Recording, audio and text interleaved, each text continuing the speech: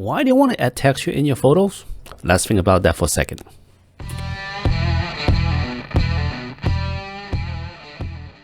As a photographer, I always love to wow my clients, even my subjects, from the in-camera images to the final outcome of the images. And the easiest way to do is by applying textures and changing the elements and the environments of your photos. In this video, I'm going to show you a very simple way to apply texture onto a photo. Easy as that. Okay, we have a very simple but very elegant and simple studio image here. White background. As a commercial shot is great, but what if you want to do more than that, right? Fix that quick. So what I'm going to do is going to apply a texture on it to change it to a fine art portrait. So to do so, I need textures. So I got this textures here. This is all free textures, by the way. I got 3 of this. I'll depends on which one to use, but I especially find this one interesting. I got this from pixelstabbers.com. It's a free download, so you could go there. Links down below. Check it out. All right, so what we're gonna do is basically get this and just basically very easy, drag it over. Voila.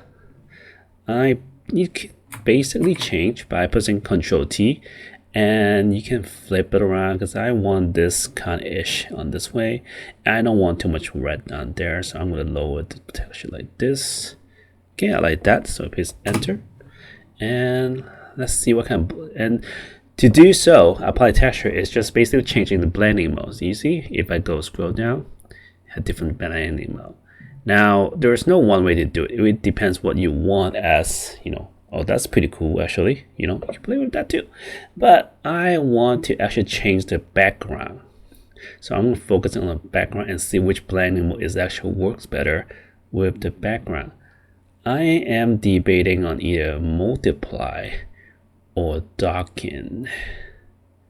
I actually like multiply. It shows more detail of the portrait. You see that? While darken is actually blinding more, so I'm going to use multiply. But you see how basically the texture is all over the subject now. So what we're going to do, very simple way, a mask. I'm going to change my cursor to a brush.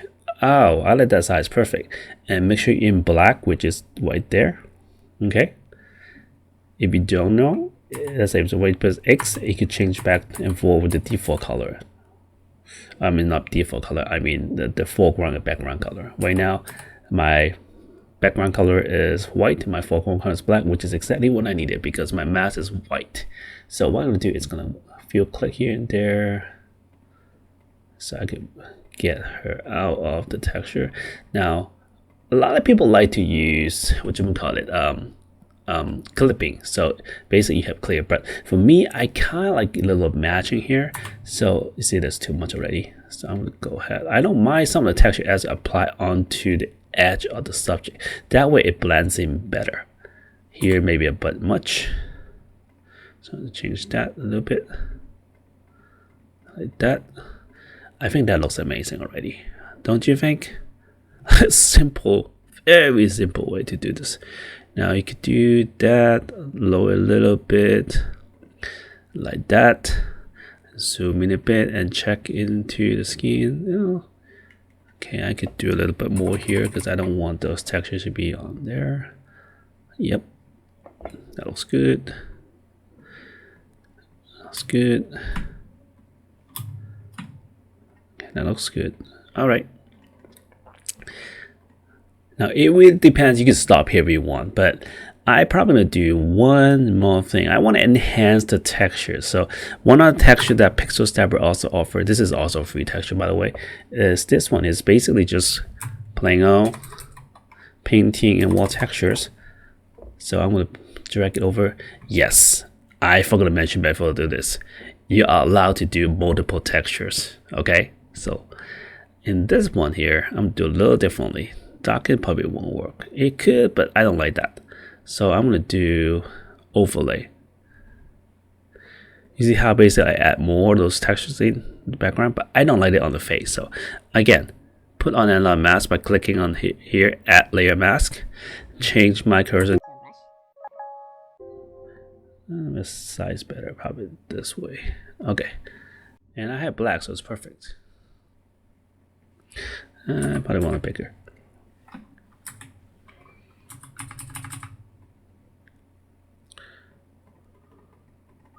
Okay, I like that. All right, so the background itself is very fine artsy already, but I feel like I need to do some color grading. There's two ways you could do color grading. One is applying a this is called a gradient. Oh my god, what happened to me today?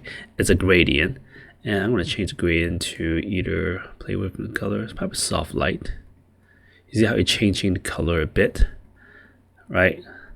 But sometimes there's another fun way to do this. Let's just scrap this. I'm going to use one other textures that I picked up from Pixel Snappers. This is it. A little purple-ish in there, right?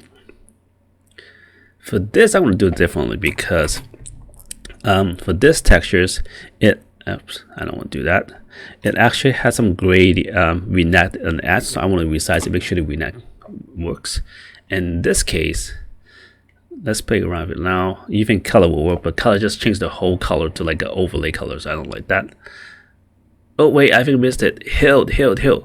That looks cool. It's a bit much, yes, but don't worry about it. We're gonna turn it down by going to the view and just turn it down. Oh my god, look at that. Love it. But there's some area maybe a bit much, so I'm gonna do a little tuning here and there. Make sure it's black. Bring back the stone color. I like how the color turned that. The white's good. That looks pretty darn good. Yeah, I think so. Maybe a little bit here there. Or not. I'm gonna keep the hair that color. I like that. Do it down a little bit.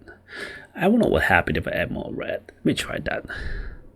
I don't know. I have a thing about red. I like how the lip turn red though. Look. Huh. That looks quite interesting. I want to keep it that way.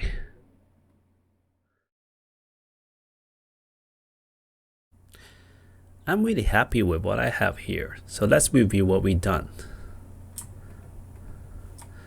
We add this textures and have this mask on it to cover.